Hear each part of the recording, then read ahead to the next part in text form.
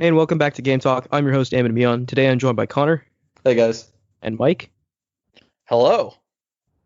And the first thing I wanted to talk about was something that happened, I think, yesterday morning. Nintendo said that they had, or specifically the Pokemon Company said that they had a big announcement. And when the time came and the announcement came, it was a mobile MOBA game called Pokemon Unite. And as of right now, I think it's the most disliked YouTube video Nintendo has ever put out in terms of like to dislike ratio.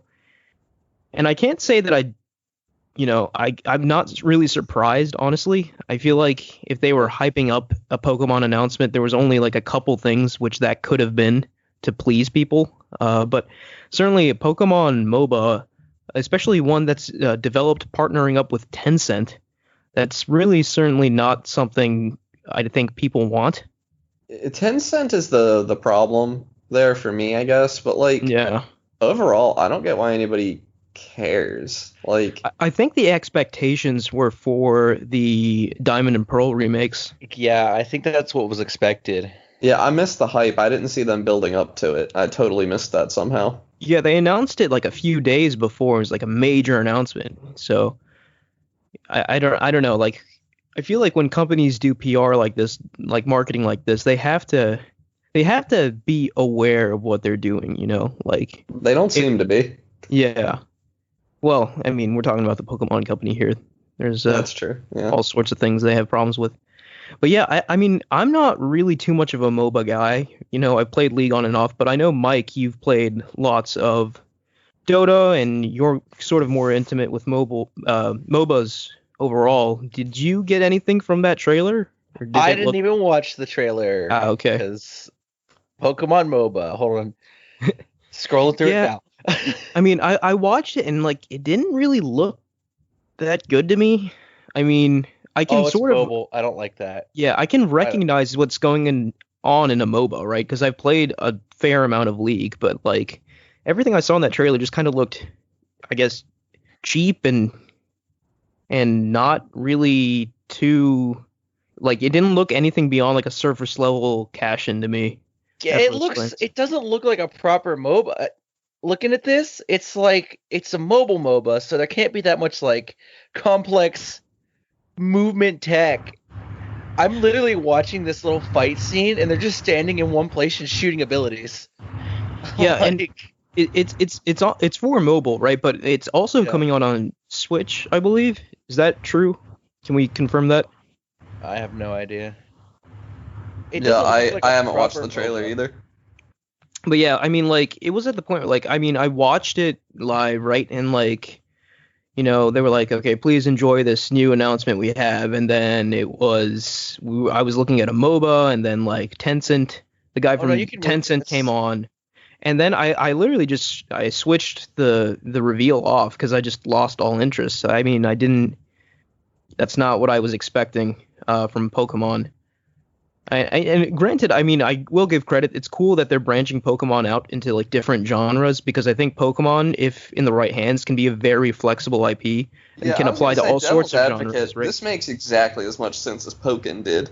And Poken's great, but yeah, I mean, Tencent also leaves a really bad taste in my mouth. And actually, Tencent, this is probably a separate conversation, but like they're ever increasing influence on the gaming industry is something I'm quite scared of. Simply because I'm not. Oh, does it to you? Yeah. Okay, that's cool. It looked like people are moving and using abilities. Maybe just that one bit really got me, but it seems weird. Yeah, but just going back to Tencent, I feel like they haven't really. They're really focused on like mobile gaming, and obviously like that's not a direction of gaming I'm interested in. And as they grow bigger, I fear the influence they'll have on the industry at large, and I feel like they really have yet to prove themselves as, to me at least, as capable of putting out games that I care about. I mean, Tencent doesn't care about money at this point because they they own a good chunk of Riot. They're huge. Yeah, Tencent's absolutely gargantuan. Yeah, they can release a competitor to their own game because they don't care. Yeah, I have I don't know. I don't necessarily agree. Like a lot of people don't want to download the Epic Game Store because of Tencent. And like I think that's maybe going a bit too far, but I do agree like China has a weird chokehold on some game companies right now that I'm not super cool with. Like they seem to have a lot of power over Blizzard lately, which I don't really like. Yeah, and that's going back to, other things we've seen, like back to the Hong Kong protests and how, lots of companies put out statements, but Blizzard, obviously didn't because of their relationship with China, Yeah. among other things. Yeah. And I just feel like a lot of companies are going that way. You know, even Valve is not infallible in that regard, you I know. mean, People yeah. I mean, I don't yeah. think anything's infallible at this point from the influence of China. I mean, speaking more broadly than just video games, right? Like they. Well, I mean, I don't think your indie games are gonna have that Oh, issue, yeah, yeah, you of know. course, yeah. But So, if you get big enough, China's involved, you know. yeah. But I guess we'll Yeah. see. I mean, I guess I think every game deserves a fair shake, and a Pokemon MOBA is a fresh new idea. It's just I'm very skeptical as to the staying power of such a thing. I don't know. I was excited when I first heard about it because I like most Pokemon spin-offs far more than the mainline games. That's true. Yeah, you've said that before. So, I doubt I'll play it though. I didn't play Pokken either. So, Yeah. it'll be one of those things that I look at from afar and I'm like, oh, that's kind of neat, and then continue on about my day because I Yeah, don't that's play MOBAs and I probably don't play Pokemon. it's probably the extent for me as well. But Mike, if you ever check it out, I'd be interested to see what you think. Oh, we'll see. But yeah, I think Mike, you've had something on your mind for a while now regarding Blizzard and their treatment of esports. Do you want to kind of Oh boy. give us a primer here and we can get into that? So Blizzard is now sitting on the corpses of two potential esports now. Overwatch being the most recent one, and Here's the Storm, they abandoned that last year.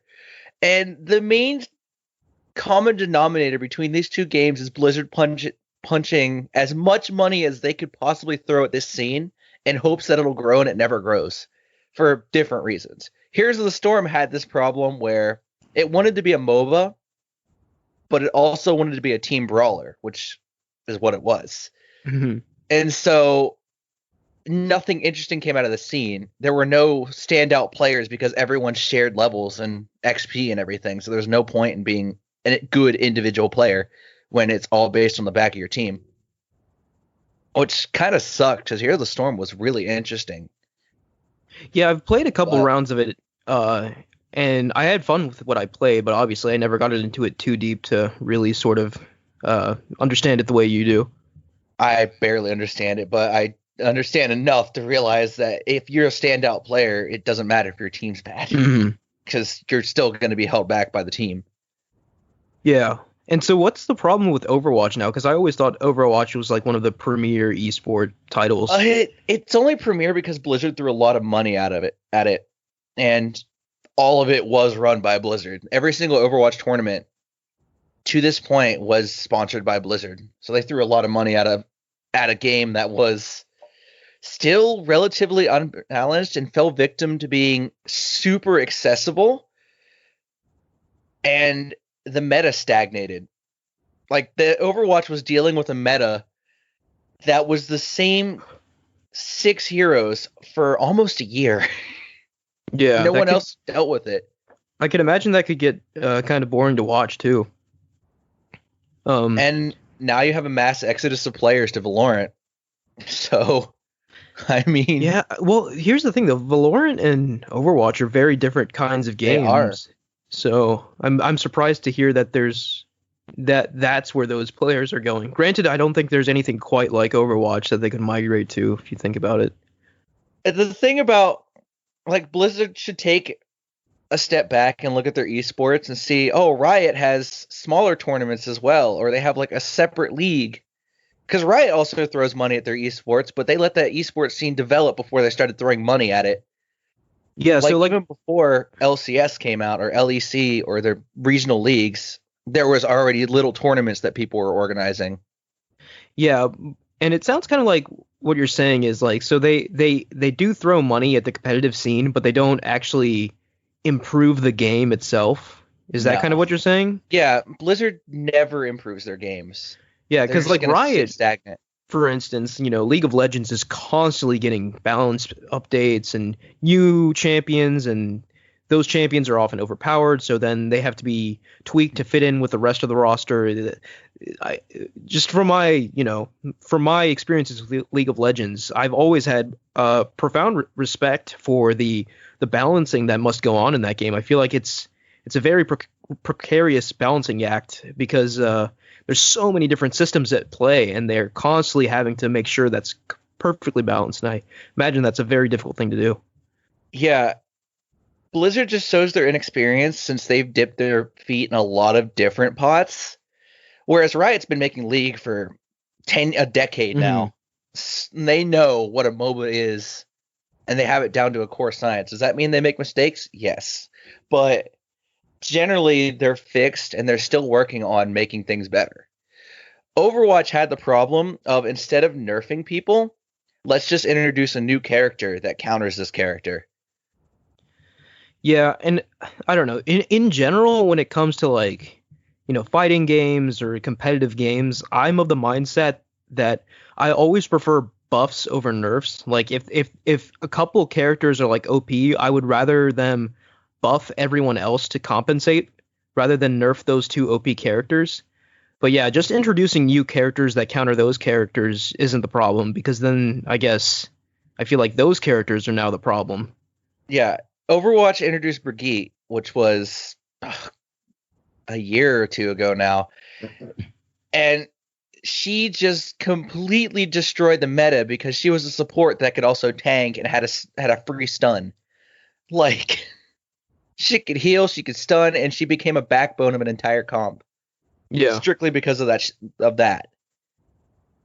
And then there was Moira, who still is stuck in the meta because she has an easy to use weapon that doesn't require aiming.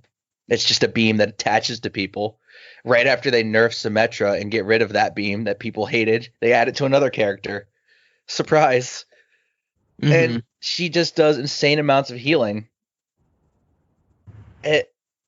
It's a game that has so many faults that they keep compounding and removing the elements that express skill. Like, they nerfed Genji really early on, and Genji had this cool ability to jump across the map, and it was really fun to play. Yeah. That's a shame to hear, because I've said before in this podcast that when Overwatch first came out, or rather it wasn't even out, I think it was like early access or something, but I played it for like a solid 2 weeks nonstop. Like, I absolutely loved it, and then I never touched it again after that. Oh no, I loved early Overwatch. Yeah, but great.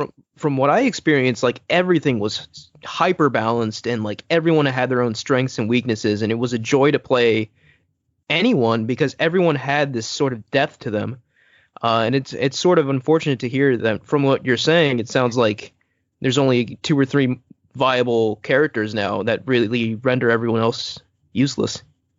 Yeah, and they've tried to do like role locks, hero pool bans where they select the characters that are banned for a given 2-week span, which I don't agree with. I think the pros should be able to choose who's banned each individual game, like another MOBA. Like what Riot does, yeah. Yeah.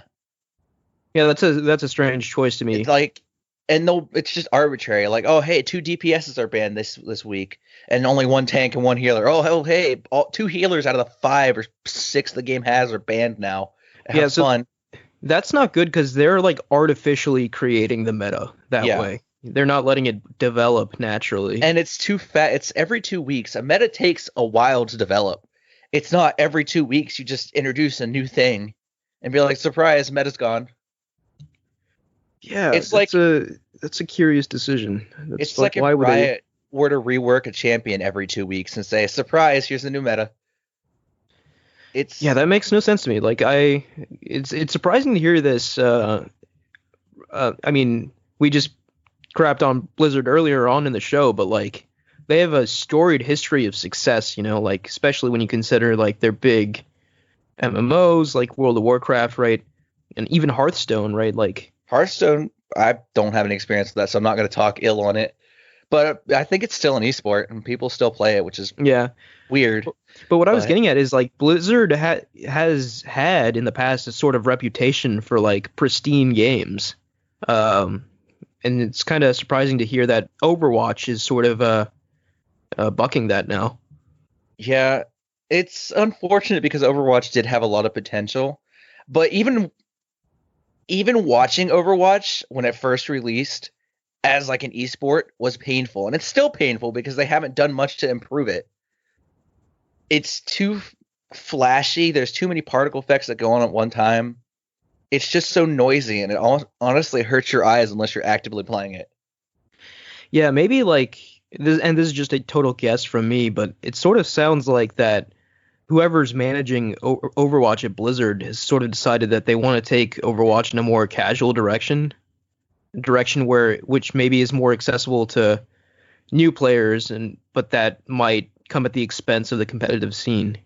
Yeah, if you want a good competitive game, there's visual clarity is really important, especially for a spectator. The pro, it doesn't matter for the pro because the pro's going to see whatever they need to see.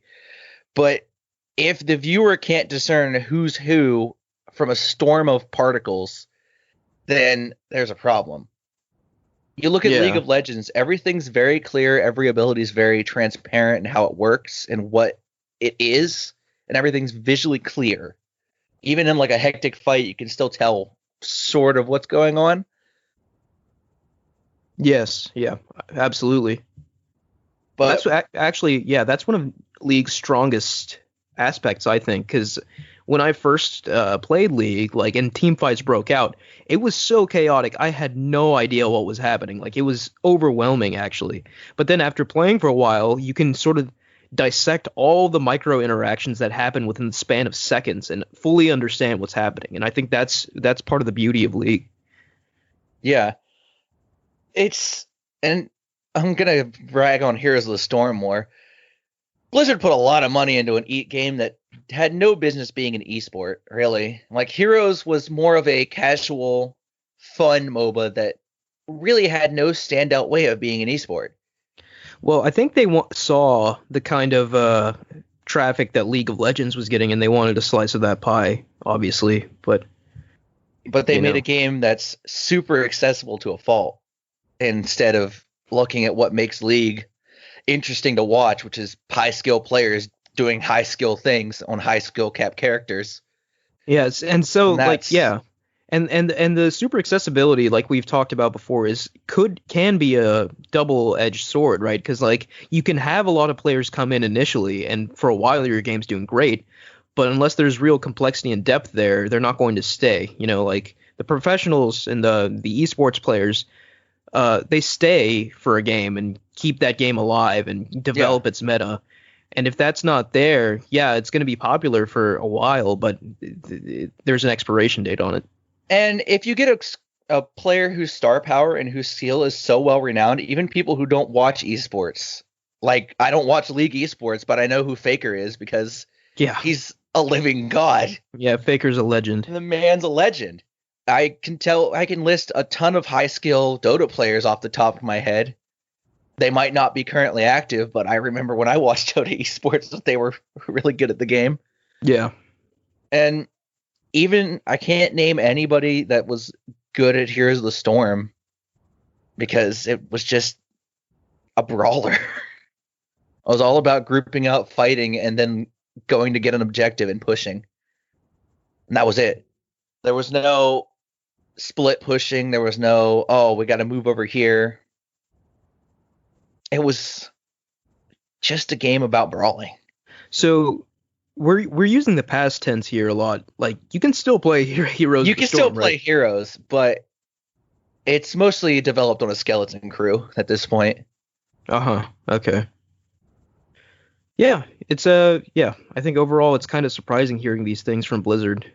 10 years ago you would think that Blizzard could do no wrong, at least when it comes to the games they maintain. But hey, at least StarCraft is still going strong. And the thing is, Blizzard's not putting money into that one. That one developed naturally. Yeah, StarCraft is one of those games where I know how big it is, but I know like next to nothing about it. I knew next to nothing about it, and I still enjoy watching StarCraft games. Yeah.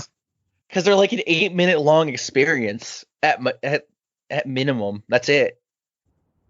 The game's done Really? and They're gone that in short? 8 minutes. Yeah, it's like 8 minutes. I think the longest game I watched was like 30 minutes. Wait, so like what genre of game is StarCraft? RTS. RTS. Oh, okay. I have one right here, and this game went for 18 minutes. See, that's So really it's- cool. Like a lot of these competitive games take, closer to an hour, like upwards of 30 minutes a lot of the time. And to hear that, StarCraft games are so digestible is kind of attractive. No. I remember Total Biscuit did a whole tournament series for StarCraft, and it was like an hour-long series of like 18 games. You got a lot of value from that hour. Yeah, for sure. And it was always exciting to watch because even if you don't know what's going on, you can still see, oh, he's perfectly building this economy up, and then all of a sudden there's a massive fight in the center, and then it's back to expanding. Yeah, it's still crazy to me, like, out of the RTSs I've experienced, like, I can't imagine, like, one taking only, like, 15 minutes. I feel like so much has to happen in that 15 minutes, right? Yeah, there's a lot that happens in that 15 minutes. Yeah. Yeah, I mean the APM on these players is so high. So Oh, yeah, I bet. Yeah. They move Blizzard's super fast. Blizzard's really joined Activision Blizzard has really joined Bethesda in the upper echelon of companies that made great games 10 years ago. They really have. Like, Yeah, I think more than it's anything just sad. with Blizzard and Bethesda, like, I think we've just moved on into a new era almost. Like, and that era, the era of Bethesda and Blizzard dominance, at least in terms of like, popular mind share, has kind of gone down. I mean, they still make boatloads of money, so in that regard, they're still extremely relevant. But in terms of like when people talk about quality, revered games, those two names aren't brought up as much anymore. I'm just thinking about the Doom update that came out, I think yesterday or today. Doom And- update? Yeah, for Doom Eternal. Yeah. That adds a new multiplayer map and like new skins and like That's this not is- Doom. yeah, this is Doom, guys. Like no one cares. Like that multiplayer was dead on arrival. I don't know a single person who bought Doom Eternal who actually played a single round of the multiplayer. Yeah, Yeah. maybe like, I mean, there was that era of time where like lots of single player games got tacked on multiplayer, and I guess it was in the hope of making extra money, right? Like my mind goes back to, you guys remember like Mass Effect 3 had a multiplayer, and Did it? And Assassin's Creed.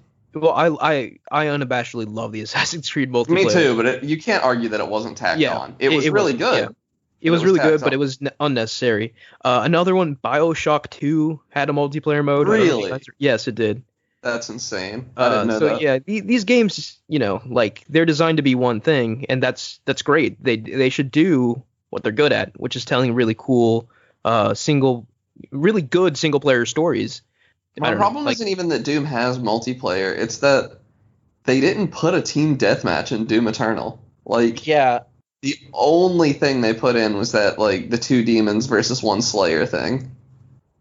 And like yeah, that's a I weird played as choice. the demon. You play as the demons a little bit in the campaign, and it's boring. Like they don't play as well as the Slayer. Why would I ever want to play as them in multiplayer? Yeah, I mean, that just screams to me that, like, I don't know, whoever made that decision doesn't really understand what Doom is. And they still haven't given us the one multiplayer thing that the game was going to have that sounded good, which was the invasion style stuff that they said the single player campaign would have, sort of like Dark Souls. Oh yeah, wow, I didn't know that was going to be a part of it. That's still not in. Yeah, I don't know. So I don't know. Games I'm like just- Doom, games like Mass Effect, games like BioShock, they absolutely do not need multiplayer. These big companies just seem so tone deaf is what I take away from it, because like Blizzard seems super tone deaf towards their esports to me as well. Like it's always really bothered me that when there's an esports plug on like a cereal box for Overwatch, They put a picture of the character and not the player, and that makes me so Right. angry. Yeah. That's so stupid. Yeah, I mean, these decisions, they scream to me of, like whoever made them, it was a strictly, monetary decision. They did an analysis and like, okay, this will give us more money if we do X. So they do X regardless of what people think. People like Yeah. us think, at least. Um, It just So, seems yeah- like a colossal misunderstanding of what they're trying to do, though. yeah, that dissonance is definitely there. Because nobody, I you know, agree. that's like putting a picture of a soccer ball on the, instead of the Yeah. actual player. Like, it doesn't make any sense. Yeah, true. Yeah, Blizzard 'Cause the doesn't know how to characters are just foster tools. personalities. See, I think with Blizzard, It's- at least with Overwatch, like they put so much stock into those characters, and they want to make their characters mascots of sorts, which is why they stick them on, cereal boxes and whatnot. Which, I understand the reasoning there, but like that's absolutely not the right approach. You need to highlight the players of the game, and that'll, that will do more for the longevity of your title, I think. Yeah, like Diva is not an esports icon, never will be. Like, Yeah. Tracer is not. It's just irrelevant. Those are tools. They're not.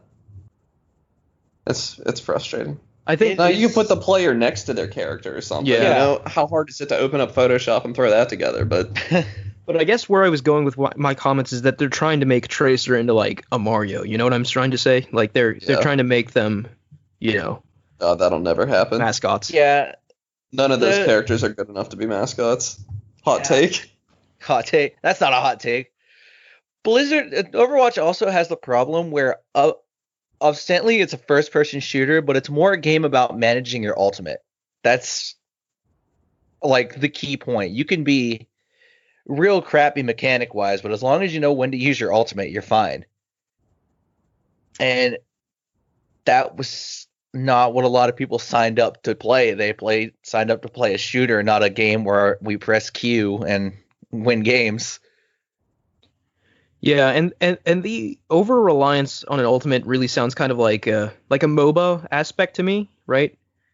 And Overwatch always did sort of combine the tendencies of a first person shooter and a MOBA, but it looks like, like the first person shooter aspect of it, which is the skill based aspect, is I think the most interesting aspect of that game, and they Yeah. might have leaned too hard into the other aspect of it, the MOBA Yeah, aspect. a lot of the meta characters don't actually rely that much on a mechanical aim, which is odd to say the least.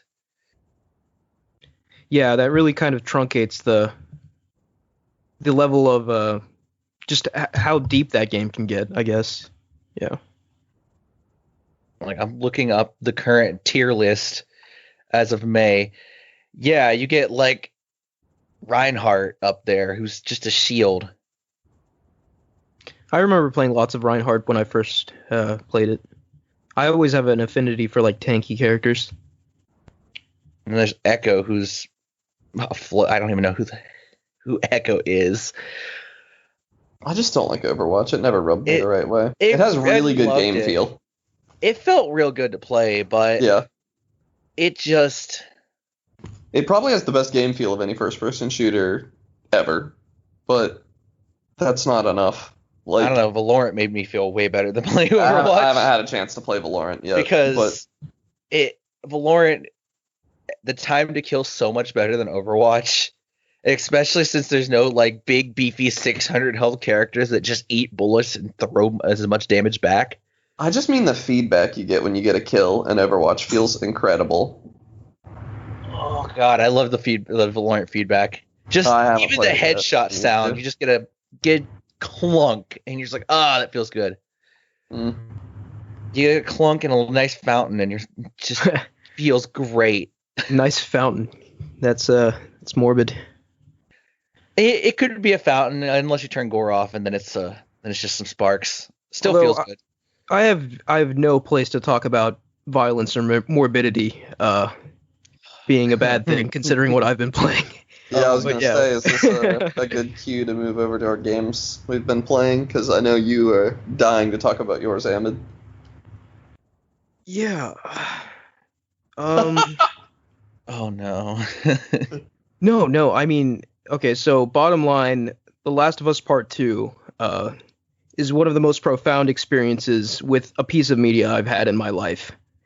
But it is such a bleak and depressing and gruesome and tragic story. It is relentless on you.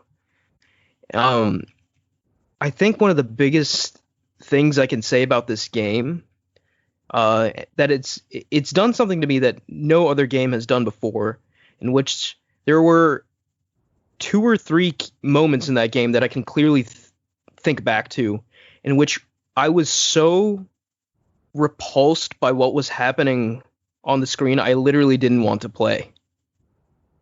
Like I was hoping the character I was controlling would just stop. I was like begging the character to stop. Like I did not want to go through with what was happening. And I know this sounds weird in a spoiler-free context, but I think the power of The Last of Us Part 2 is that it can elicit those feelings in you. You, the player, who has to keep playing it to beat the game, it can make you not want to proceed due to the sheer difficulty of the choice the character is making on the screen.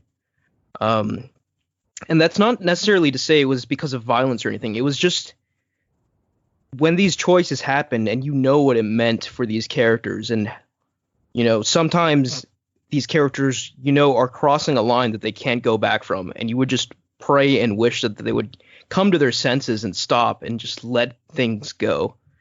But they don't, obviously, because it's a story and it's not a choice-based game. Naughty Dog is telling you a story, and you are the vehicle that moves the story in the directions that Naughty Dog wants you to move it in. But yeah, that's and again, it's very hard to talk about this game spoiler free. Like, I'm honestly just dying to talk about the nuances in the story in this game with someone. And I was thinking I might do like a spoiler cast or something and find some people who have completed the game that can share this discussion with me, because I don't think you guys have, right? You guys haven't bought it yet. Yeah. But I'm I gonna think wait until the hype dies down a little. Maybe that'll make me less contrarian than I was with the first one. Well, here's the thing. Critics love this game, but in terms of fan reception, it is very, very divisive. I've seen people hate this game that love the first one, just from like reading online impressions and whatnot. But I can tell you from my perspective, I think this game far surpasses the first game. And I think a big part of it is, and I haven't even got to gameplay yet, I'll get to it in a minute, but a big part of it is the emotional complexity just present in this story. Just, it left me confused as to what to feel for certain characters at multiple times. And I had to, and it's been several days since I beat the game now, and it's been constantly on my mind. It's basically all I've been thinking about. And and it took me that amount of time, honestly, to sort of unpack my feelings and sort of solidify what I think about what happened to these characters. And I think that's also a great strength of this game, that like when it's happening on screen, you just kind of have to take it in because it's so sudden, and you don't really have time to process it. But after beating the game, you really get to marinate on it and sort of understand why things happen the way they did and what it means for those characters. And I think, especially to me, obviously, like I cried multiple times when playing this game. And I think a reason for that, obviously, is because I was so attached to the characters from the first game. And obviously, if you don't really care about Joel or Ellie, maybe the story won't hit as hard for you. But where I was going with that, not only does it make me care a lot about, obviously, Joel and Ellie, the protagonists from the original game, but brand new characters that are introduced in this game, I care about an extraordinary amount as well. And then Naughty Dog balancing all of those characters who, I guess, minor spoilers, like not all of them are chummy with each other. Obviously, this is a very tragic, harrowing game. Um, these characters that you all care about intermingling and at times even clashing with each other. It really sort of puts you on the edge of your seat. Like, yeah, there were times in this game where I felt like I couldn't breathe. Like, it was so stressful. Like, by far the most stressed I've been playing a video game. And just the I have to commend Neil Druckmann, the director slash one of the co-writers on this game, for the sheer gumption to do some of the things he did in this game, especially not just story decisions. I'm talking about like things he makes you, the player, do to interact with the story on your own terms. Like, it's appalling to me that he even made me do some things. And again, yes, this is very nebulous and strange sounding, but this is a game that you shouldn't have spoiled for you. And again, if you were spoiled by the leaks, honestly, that really means nothing. The leaks don't mean anything, because without the context, without the full story, it's just a moment. But that moment, once you have the context of the full story, means so much more. And I'm sure Connor knows what I'm talking about here. Because you've seen the leaks, right? Yeah. But yeah, this game surprised me. It put me on edge. It stressed me out to an extraordinary degree. Like, there were parts in the game where my heart was beating out of my chest. And obviously brought me to tears several times as well. So strictly speaking, in terms of story, the game is something to behold. I almost can't even say I enjoyed it, right? Like, because it's so dreary and dark and bleak, but it's one of those things that, like, after you experience it, you're glad you did. And I think that's enough about the story. I kind of wanted to talk about the gameplay as well. I think the gameplay is vastly improved from the first game. I personally think it is the best third-person combat I've experienced in a video game since Metal Gear Solid 5. I don't know if either of you have played that game, but that game had sublime third-person combat. I didn't get far enough in Metal Gear Solid 5 to experience combat, I don't think. Oh gosh, okay. But yeah, I mean, in this game, Ellie can go prone now instead of just crouch, so that adds a lot of variety to the stealth encounters. The combat is absolutely brutal, and I'm sure you guys have seen this in previews and stuff, but it is just extraordinarily violent. Like, it does not shy away from violence at all. Like, if someone's stabbed in the throat in this game, it looks like a real person is stabbed in the throat. Like, blood's like spurting out of their carotid artery, and it's hyper realistic. But it's violent for a reason. I think the game has to be this violent to service the kind of story it's trying to tell. And I know that sounds really weird, and I'm looking forward to elaborating on those reasons if I ever do a spoiler cast. But I think that the violence is the correct choice here. And I think in addition to that, just talking about the combat a little more, the melee combat has gotten a big upgrade. There's actually a dedicated dodge button now. It's similar to the dodge in, like, I don't want to say Dark Souls, because Dark Souls is like a roll, but like this is just like a quick dodge, kind of like in God of War. And the combination of the dodge and the melee strikes make the combat like really frenetic and impactful and like quick. So that's the melee combat. The shooting also, feels incredible. And Mike, you mentioned like the blood geyser after you shoot someone's head off. Well, yeah. I mean, just imagine that being doubly gruesome in The Last of Us Part 2. So when you shoot someone in the face, like everything you imagine that would be at play is at play, like bone, brain, all of that. Yeah. It is a very gruesome game. So if that kind of thing really kind of unsettles you, then this is definitely not the game for you. Well, I'm sure it has gore options. Warning the general. audience out there. Oh, another thing, Connor, you mentioned options. The Yeah, I accessibility heard that options you in could this game spend are like obscene. I've heard you could spend an evening going through the accessibility options. Yeah, it's ridiculous to the point. Like it's so in depth, you can even alter the enemy AI, Wow. which I think is exceptional. I was gonna say I can't imagine there's not gore options in there. Yeah, I've actually haven't had the chance to peruse through those menus myself, but I've seen like videos on them and stuff. But like they have all sorts of options for disabled gamers. Even they even have the claim that someone 100% blind can beat the game and all the side content completely.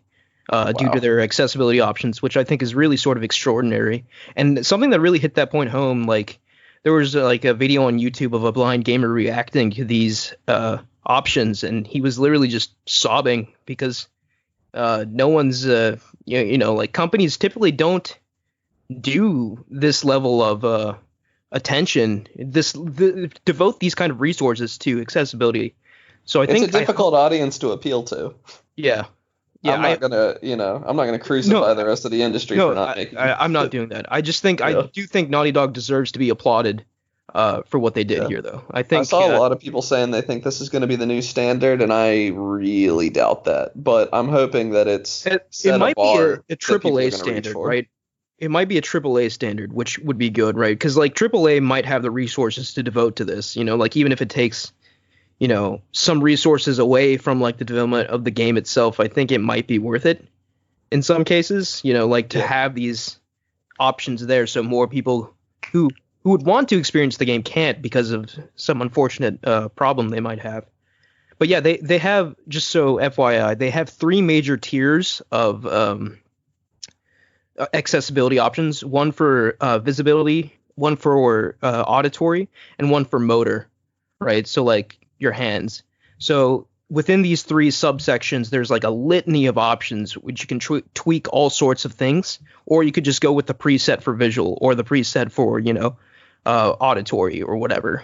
So again, real props to Naughty Dog for doing that. I think that's really good. Oh, what else? I think, the combat. Yeah. So back to the combat for a little bit. So obviously infected are still a big part of this game, right? You have your runners and clickers, but there's also new infected now, and I'm not going to spoil what those are or why they're there, and that all those questions are sort of addressed in the game. Why these infected are now here where they weren't in The Last of Us Part 1. But yeah, I think the combat against the infected is actually easier in this game than it is in the first game. But conversely, the combat against humans is much, much harder. And I think that, I mean, I don't That want to. sounds intentional. Yeah, I was going to say, I don't want to put words in the director's mouth, but I feel like that is 100% intentional, especially with the tone of this story. Like, what I think is really cool about The Last of Us is that it's not a game about the zombie apocalypse, right? Like, the zombie apocalypse is just a backdrop so you can experience the story about these characters. And so the combat against people is much more difficult, and the enemy AI is much improved in this game, right? So like, and something that's they did, which is kind of neat but also kind of goofy, I think, is that each enemy, like each minor enemy, has their own name, right? So like, I think they wanted you to feel bad or something for killing them, because like when you kill someone and someone discovers, their body or whatever, they're like, "Oh no, Kevin," or whatever. It's, which I think is kind of neat, but also I don't think it hit exactly the intended thing they wanted, because it's just, I don't know. For me, it kind of got weirdly comical after a while. It's just like, "No, Margaret, no." It's just, Yeah, I mean, this isn't the first time Naughty Dog's tried that sort of thing. They tried to make you feel bad in Uncharted 2. Like, yeah. So I mean, I don't think it hit the intended emotional effect, but I think it is cool that, like all the enemies have their own name, and because of that, like they call out, they're like, "Joe, Bob, you check this area, and Steve, you come with me," or whatever. And the AI is much better than the first game. So enemies, if you get spotted, enemies will flank you. No longer can you just turtle in the same spot like you can in most Naughty Dog games, right? Like you just stay behind cover, pop out, shoot a couple people, get back in cover, wait for another opportunity. If you stay in one spot in this game, you will die quickly. It is a game about movement. You have to stay mobile at all times. Every time you engage an enemy, you should have multiple escape routes. And I think the combat in this game is fast and furious and fun. Much more so than the first game, I think. And another thing, the weapon upgrades are so satisfying in this game. Like, like it's such a triple A aspect of this game where even the weapon upgrades, like every time Ellie finds an upgrade workbench or whatever, you know how in the first game you would just access the workbench, the UI would come up and you'd apply an upgrade, right? Yeah. Well, in this game, each upgrade has its own animation. So Ellie actually like takes apart the gun, and if you want to do an upgrade to apply a scope to the gun, she actually takes like a scope from the workbench and installs it and like screws it onto the gun, and there's animations for all that. It's just like, what the heck? Like, that's totally unnecessary, but like it's there, right? And it looks really good and sounds really good. And I think that's just, part of the triple anus of the game. Wow, that sounded weird. The triple anus? Yeah. Excuse me? Go on. Yeah, so I think I've talked about the story, I talked about the gameplay. Two of the final things I want to talk about are one is the graphics. My God, the graphics in this game are just stupid. Like, this is clearly a PlayStation 5 game that's been stuffed into a PS4, I think, after playing it. There's almost no doubt in my mind. Wasn't that the original Last of Us for the PS3? It was clearly a PS4 game stuffed into a PS3. Yeah, I think we're seeing something similar here. Like, this is beyond the level of anything visually I've seen this console generation. So what you're telling me is we're going to get a Last of Us 2 remastered that runs in 60 frames per second in about a year. I think we're going to get a free upgrade for The Last of Us on PS5. I think the days of releasing remasters are over. I could be wrong, but I like to think that they are over. I have a hard time believing that with how much money's been made on remasters this gen. Sony's already announced several titles that are getting free like PS5 updates. Yeah. So I feel like that's the trend going forward, but we shall see. But yeah, again, the graphics, the HDR, it just looks superb. Like, just the asset developers and artists and everyone involved with the look of this game just went out of their minds on this one. It just there's so many varied environments and they all look completely stunning. And similar to the first game, except now on steroids, like every environment is littered with so many small details. Like, it feels like everything was lovingly crafted by hand. There's only so much I can do to describe the visuals without you guys seeing the game, but looks stunning. And last of all, the audio. I played this game with surround sound headphones. And it was an experience. Like, I typically don't play with headphones. Maybe that's stupidity on my part, but like playing this game with headphones, especially, like in infected areas with clickers and all that sort of thing, just sort of like listening around and trying my best not to get murdered. It was a joy to play with the omnidirectional audio and with my headphones. And I think last but not least, I have to shout out the music in this game, especially, obviously the musical score by Gustavo Santaolalla. I think that's his name. Yeah. It's haunting and beautiful, and it totally fits with the tone of this game. There's also, I guess this is minor spoilers for the game, but I think it's an important enough aspect to be discussed here. There are parts in the game where you can pick up a guitar and play it. And they do this really cute thing with like the touchpad where like you swipe your finger on the touchpad to strum the strings, right? And then there's like a dial in which you can choose the chord you want to play. So they have like all the different chords listed, A through G, and then like all the sharps and flats and whatnot, right? So they're real chords, and you can see Ellie's hand actually like contorting to fit those chords. And there's various parts in the game where Ellie would play the guitar and sing basically covers to various popular songs. And those moments were extremely special to me, I think. Without getting into story spoilers, those moments have extreme significance to the themes and the story of this game, as well as they're like a brief respite from the constant onslaught of horribleness.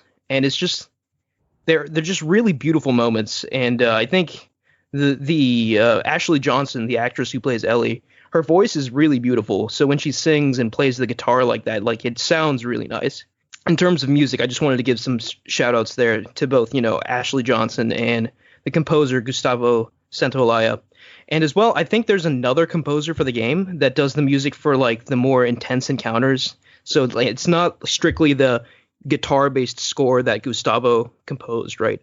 But like the more like actiony intense encounters have like a really cool like synthesized soundtrack now.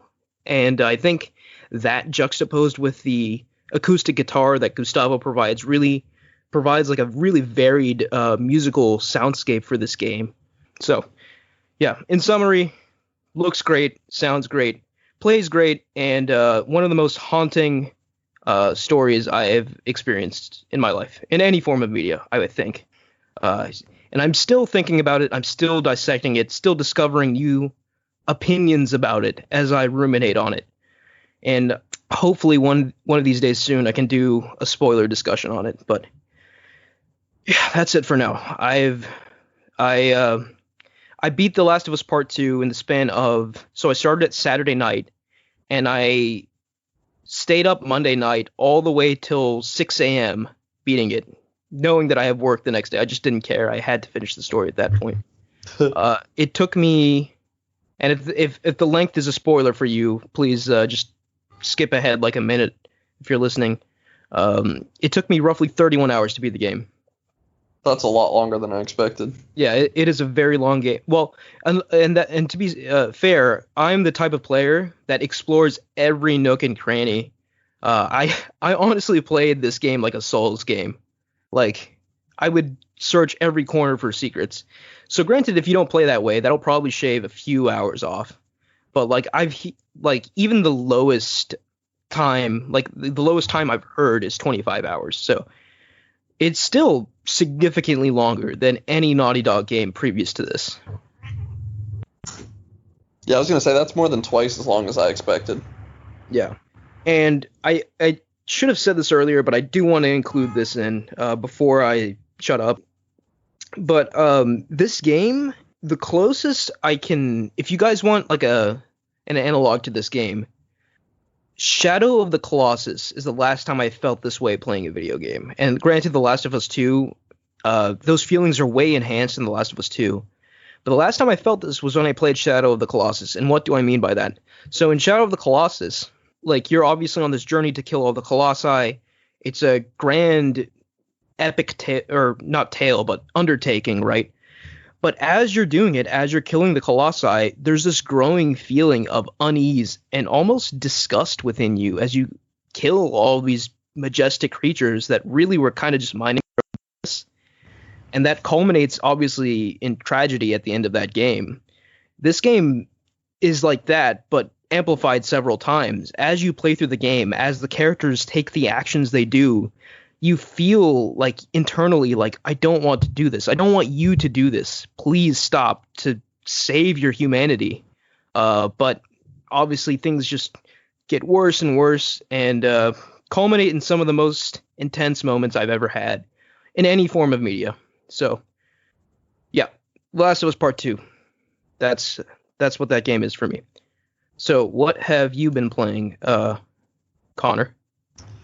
Well, Mike talked about the game I've been playing, but he really sold me on Satisfactory, and I have been playing it. I think I have one save that has 31 hours in it, and another one that has close to 12, I think. Dang.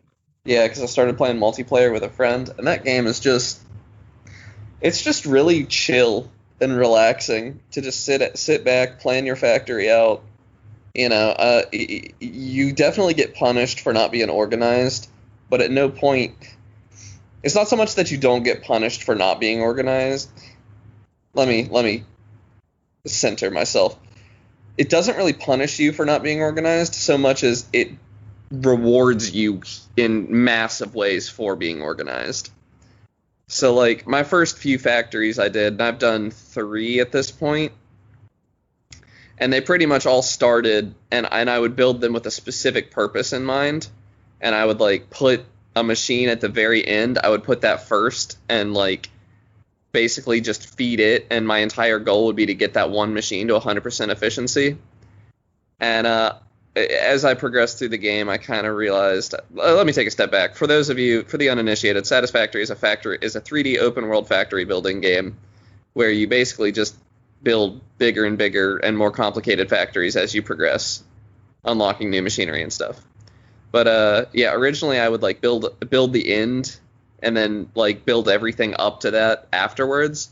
But I've realized as I got farther in the game that I really just need to build what's called a main bus, which is just everything, every supply in the game going down a single conveyor belt chain so that I can pull off of it to power any machine that I need.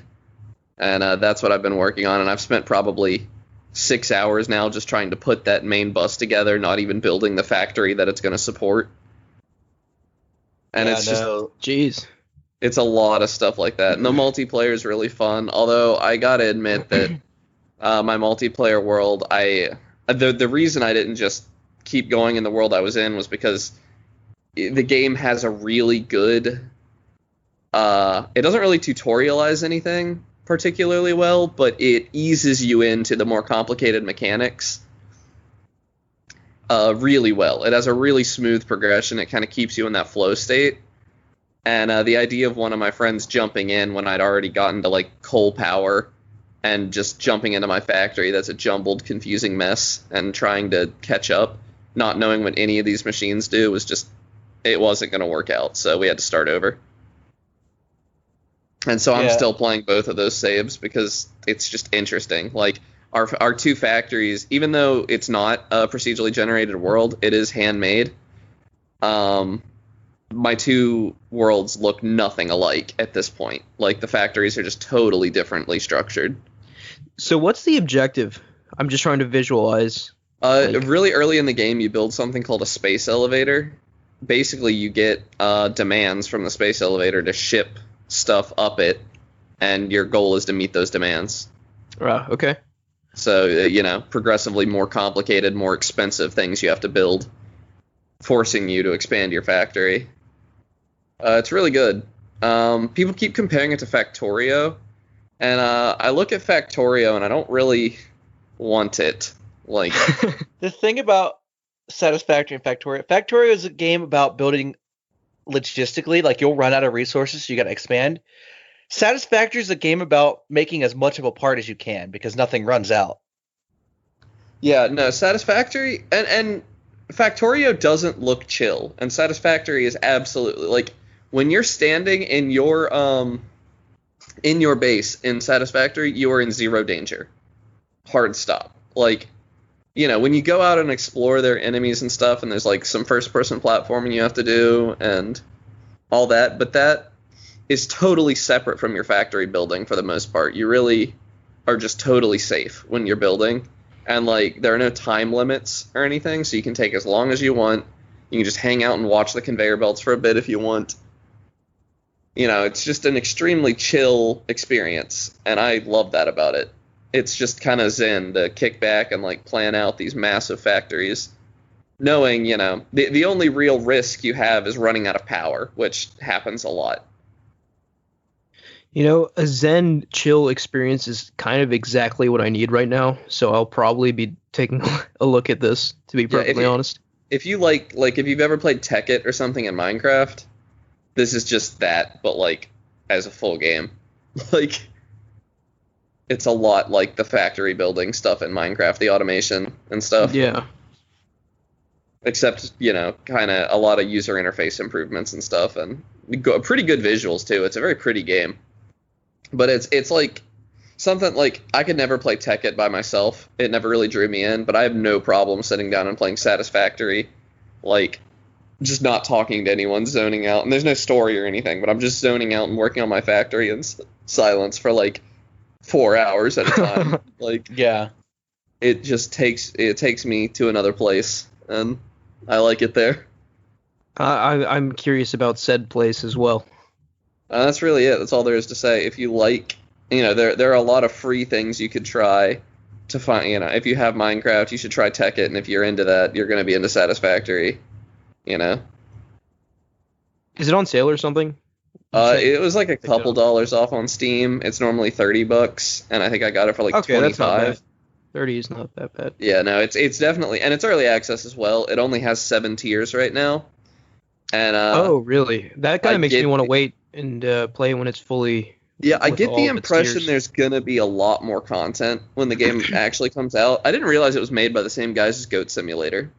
No way, really. Yeah, it's Coffee Very Stain. different kind of games. Yeah, but I kind of see it. I see the humor now that I'm looking for it, but it's very subtle. But like, I don't know. For my $30 that I paid, I will absolutely be okay if there's never another update to this game. That's how complete an experience it feels like right now. Like, there are a couple of items you can find that say work in progress and stuff, and just don't do anything. But if not for that, I would not be able to tell that it's early access. Yeah, the game runs astoundingly well for an early access game. Yeah, and it has very flexible settings. Like, my friend has a very old. I mean, it's a gaming laptop. That was what it was bought for, but it was bought in like 2014 or something, 2013. And he was able to just crank the settings down and have me host, and we've been able to play and have a good time. Nice. He says the game looks like buns, but the fact that it can and still be playable is pretty awesome. Because while I like how the game looks and it's all very impressive and stuff, that's not what it's about. It's about planning a factory. So I like it. I hope Factorio and Satisfactory kind of kick off a whole genre. I hope there are a lot more games like this. Yeah, I mean, it definitely sounds unique from your description, so. I will say the only beef I've had with it is that there are absolutely a few times while you're playing the game that you take a step back and realize something is going, like you're in that flow state, and then suddenly there's like one new thing that you have to make, and like your entire previous factory is worthless to you all of a sudden, or like maybe a resource is really far away and you have to totally reconsider how you move resources around. And like that can be so overwhelming that I've had to turn the game. Like, I've had a couple of times where I just turn the game off and walk away from it for a bit because I'm so overwhelmed with how complex something is going to be. But then, and it actually, Ahmed, this might appeal to you because I know you're also a software engineer. But I definitely feel like a lot of the time I'm solving the same problems in Satisfactory that I have to solve in a software engineering problem, because it really is a lot of really? like, yeah, it's a lot of like, man, I have this, but it's all the way over here, and somehow I need to have access to it over here. And I feel like that's a common issue I'm solving in my day-to-day work. But this is it presented in a more entertaining way. What? Build a factory, send a truck. That's what I do. Yeah, I hate the trucks though. I absolutely. I know that there's a monorail system I'm close to unlocking, and I will absolutely phase out trucks. Oh, that monorail will eat your power. I don't care. I'll build as many coal plants or as many fuel plants, whatever, as it takes. Because I hate. I have my current oil refinery is like 3.8 kilometers away or something, and my tractor can't drive all the way there and all the way back. It runs out of fuel like every time on the way back because it has to go up a really steep hill on the way back. So it ends up running out of fuel, and I have to go get it. It's really annoying. Yeah, I mean, this all sounds interesting, and I think one of the intriguing things to me is that I still can't really visualize what this game is. I think it's just one of those things where I have to see it to Yeah, understand it. you have to watch a trailer because it was the same thing. Like when Mike was describing it, all I had seen was Factorio, and so that was all I could really see until he told me it was 3D, and I started imagining Tekkit kinda, or Feed the Beast or whatever factory mod pack you prefer in Minecraft. But it's definitely the trailers are really well put together and fun to watch, and they don't really capture the gameplay so much, but also the gameplay isn't always the super fun part to me, because really the most fun part of Satisfactory is right after I finish whatever product line I'm just building, and I step back and watch the conveyor belts and the machines move for a minute. That like satisfaction that I feel is The obviously fruit of your labor. the fruit of my labor feels so good. It's definitely a big brain game a lot of the time too. You have to really you gotta think outside the box sometimes to do stuff to get Okay, your wow. Yeah, I'm watching a trailer and this is not what I was expecting at all. yeah. And It's if you dive in, be ready to rip down your factory at a moment's notice because that's part of the game's progression. See, I've actually I have not torn down my factory a single time. I just have keep torn- walking away and building new ones. Yeah, no, I tear down my main factory and then rebuild it to be more efficient. Like, say I get something that's faster. I'm like, well, got to rebuild the whole factory again, rip it all down, put it back together. See, yeah, like when So I much unlock the miner cathartic mark, joy. the better miners that give me more, I just cut the line in half and send the because the new miner doubles how much you get, and I just send the surplus to a different factory because I don't have it in me to tear down my original factory, because even though it looks terrible and is an absolute mess, it's fairly efficient because, like, you know, I had some factory game experience going into this with Tekkit and all. Like, I understood the efficiency going in. I just didn't understand how complex it was going to be and how important it was going to be to, like, put down foundations so that I could make the right angles and stuff and have clean conveyor belts. The fact that the most recent updated added sinks to throw excess resources to made my efficiency go through the roof because I would still be producing excess resources even if Yeah. I wish I could set my my storage rendered it right. to like not like I don't want my storage containers to spit out extra resources until they're full. I wish I could set that up. Because I've been doing the resource sink too, but it's just every once in a while I have a container that I fill up with excess stuff to turn into coupons, because I don't I want to have like a huge surplus of iron rods at any given moment. But if my surplus exceeds a certain amount, then that I would like to get put into the awesome sink or whatever. And I think that's something I unlock later in the game. I haven't gone too far down the computer route. Don't think you can. I'm pretty far down that route, but I Yeah. don't think it's possible. Dang. You'd have to set a separate route, fill it up to your desired capacity, then cut it off, which is what I have. I have a whole set of storage that I just kind of have, and I think I'm about to set up a mass storage bus where everything in my factory gets bused to that storage unit and then gets sent out from there. Okay. Yeah.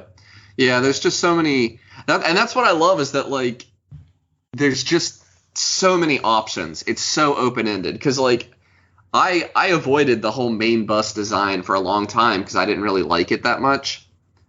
But now I kind of came up with my own implementation of it that I'm really into, and I'm having a really good time with it. It's super vertical, and definitely a fan.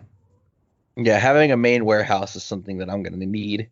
The only thing that kills me is that I feel like there's a big need to build a giant floating platform, and I don't like that. I wish there was a better way. You don't have to build a platform. I mean, I haven't. Really? You see, I'm up on like tier 5 and 6 right now, and I immediately it's not floating, like I have support beams for it and stuff, but it still doesn't look as good as I would like. Yeah, I built all mine on ground level, and if I needed to build up, I build it up organically. I found it a lot easier to build flat in the desert starting area. I actually don't really agree with the difficulty that they have listed for stuff. Like, they say the desert area is supposed to be harder than the forest area, and I don't really see that. Ironically, water seems more immediately available in the desert than in the forest. The northern forest is probably one of the harder areas because there's not a lot of room there. Yeah, that's where I am. The grassland, however, very easy because there's biomass, there's water in two directions. God, I'm so glad I don't need There's biomass coal anymore. everywhere. I hated feeding my biomass generators. Unlocking Oh, coal was the best moment in the game. I still have biomass generators in case I need to disconnect my water pumps if they die, because there was a bug in the experimental where if you reloaded your save, your water pumps would have to be rebuilt because they just stopped working. Oh, that's so annoying. So, Yeah, yeah, I'm not again, running it was experimental. experimental, and that was Yeah, before the update actually launched. So I I'd have to actually get think on. it's really cool that you have to fuel up your like you have to have power to get your coal power plant started because you have to pump water and get coal to it. I think that's a really Oh, cool thing. that the water pumps and the coal power plants completely ruined my power setup. I had Yeah. to redo it over the course of like 4 hours and troubleshoot. And my coal still isn't working right. Like I'm transitioning to pure fuel power because coal's Yeah, just doesn't work. well, I'm gonna leave my coal there, but uh yeah, I'm gonna transition to fuel-based power the moment I Like unlock it because I heard it's way more efficient. my generators were bad enough that if I went over a certain power threshold, they just shut off. They would use too much water and just shut off Oh yeah, you didn't set completely, it and up I'd very lose well then. complete Yeah. power. You can only put 3 generators on one water pump, and Yeah, each generator consumes 15 coal per minute at capacity. So, coal production wasn't the problem. I had plenty of coal. I just needed more see, water. I'm low on coal because you can always get like I built my coal power plant is on a lake, so there's basically infinite water there. But there was only 2 coal nodes, and I needed one of them to produce steel. So, Yeah, I have a single pure coal node feeding all my coal power plants. you can well, I guess with a Mark II, you can get like 240 coal per minute out of Yeah, that. that's So a lot of coal. This I don't have any. conversation is so funny to me. I don't think I have any pure coal nodes on my main world, so I only have access to like. Oh no, Uh, pure coal nodes are actually predetermined in the world. yeah, Like I you can know. actually look at a map. Yeah, I know. All the nodes are, aren't they? Yeah, every node is hand Yeah, the whole. placed. Yeah, but I just haven't found them. Like the ones that I'm using are not pure. So One day when I play this game, I'll go back to this conversation and fully understand what you guys are talking about. But I actually yeah. had to use a map to figure out where a certain ore was because I couldn't find it and I needed it. So I'm like, where's Was this it ore at? was it Caterium? Yeah, Caterium. Okay, I found Caterium really close to my base. I had no problem. Mine was close. I just didn't go because it was like on top of a waterfall. I never would Yeah, have yeah. went there. Mine is too. I did you not have the Caterium resource scanner? No, I actually got Caterium a little early because I'm like I'm Okay. gonna need this in the future. I'm gonna look at this map because I'm probably gonna find this naturally somewhere. Yeah, I found enough Caterium, like the tiny little nodes that you just mine by hand. I found enough of those to get the Caterium resource scanner pretty quick. My So, oil was like a mile away from me though, so I had to build a yeah. trans Yeah. Siberian oil pipeline. You built a pipeline. I'm currently, my method is just having a truck go pick up. I produce all the oil stuff there and then have a truck go pick it up and bring it back. Because all my oil was relatively flat. I didn't need any pumps along the route Oh, yeah, mine is not flat at all. because it's all But I just found down a a ton of waterfall. oil. Oh no, there's a ton of oil where I need to go. It's just guarded by like elite monsters. I'm like, But once you get the Xenobasher, the monsters really like the combat became a non-issue to me once I got yeah, the the small Xenobasher. ones still easy. The spitters, however, they'll ruin your day. See, even the Prime Spitters don't bother me that much. Oh, I hate the prime spitters unless I cheese Anyway, them. if this conversation hasn't sold you on Satisfactory, it's probably not for you. But if any of this appealed to you, it's a very good game. okay, Mike, what have you been playing? I want to talk more about Elite Dangerous because I feel like I didn't give it justice last time I talked about it. Because I put more time into exploring. And oh boy. Oh boy. You never experience a game where you're just listening to like ambient music and all of a sudden you just jump in front of a black hole and you're like, whoa. Like I've never felt more alone than I have in Elite Dangerous when I'm so far outside the civilized bubble that all it is me and the stars. And I love it. Exploring in that game is so fun. Yeah, you're selling me on this one Yeah. too. Elite Dangerous has been sitting like in my wish list for a long time because I heard it had a really good VR implementation. I have not played VR, but I can imagine because the cockpits are beautifully detailed. Like I finally bought one of the top of the line exploring ships, and it's a full, almost 180 cockpit. So you have full vertical above you. So if you look up all the way, you'll see glass canopy. And then to both sides, all glass as well. Wow. So you just have a full 180 and then a 90 vertical view of the entire outside. So what have you been doing to make money in Elite Dangerous? What shenanigans have you been into? Exploring. I've literally just plotted a system to go see. Like I went to see Bilchigese, which was amazing. Running out to random planets, and then there's a tool that allows you to plot the most valuable route to that planet, and that'll get you the most money through exploration and just exploring. Or I'll just kind of drift on my own and occasionally find like a habitable world or something. Yeah, I think the most appealing thing you said about this game was that really captured the feeling of like the solitude of space. And I feel like a lot of space games don't do that too well, even though they might be really good for other reasons. But like play the Outer Wilds. Yeah, I know. I need to. That's one of the games I need to play for sure. But yeah, I think that's a very appealing aspect of it. From what the game has something for everybody. Say you want to be a miner or a trader, you're gonna stick close to the bubble, which is the bubble's the term for about 500 to about 1,000 light years. I think it's about 500 light years around our solar system that's habitated and actively used by the factions to compete against each other. And if you're in there, it's a lot more of combat, trading. Is Elite Dangerous multiplayer? Yes. You could either play it solo with no other people or play in open, which I wouldn't recommend open unless you're willing to get blown up by a random player. Always. Yeah, I think if I pick up this game, I'll definitely be like more exploration focused. That sort of thing really appeals to me. No, but once you're out of the bubble, PvP doesn't exist because most of the people never leave the bubble. A good chunk, like it's the entire Milky Way, and only like 0.36 or 0.036 or some absurdly low number has actually been explored. Wow. Like I actually have my name on one planet in one system for being the first person to scan it. Sounds kind of No Man's Sky-esque.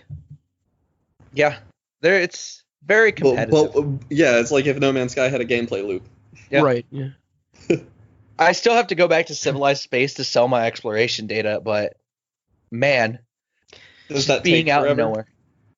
I think like a 500 light year journey takes me about an hour to an hour and a half Jeez. to get there. And are you just sitting in your cockpit that whole time? Yeah, you're just jumping and exploring. And it's still a gameplay loop that feels fun because you're like, ooh, that's a habitable planet. Let me go look at it. Elite Dangerous is on sale. The summer sale started today, by the way. I don't know if you guys saw that. Oh, neat. I saw it. Okay. Also, Satisfactory may be on sale, Amit. I didn't check. Yeah, I just checked. It was $26. Okay, that's what I you guys have made some real good cases for both of those games. Unfortunately for my wallet. Yeah, I'd I'm also probably gonna pick up recommend Elite Dangerous. buying the Horizons expansion because it adds planetary landing and engineers, which are absolutely broken. They changed the game. R.I.P. mine and Amit's wallets.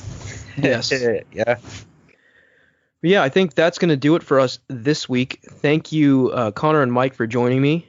You can follow us at @Podcast Game Talk on Twitter.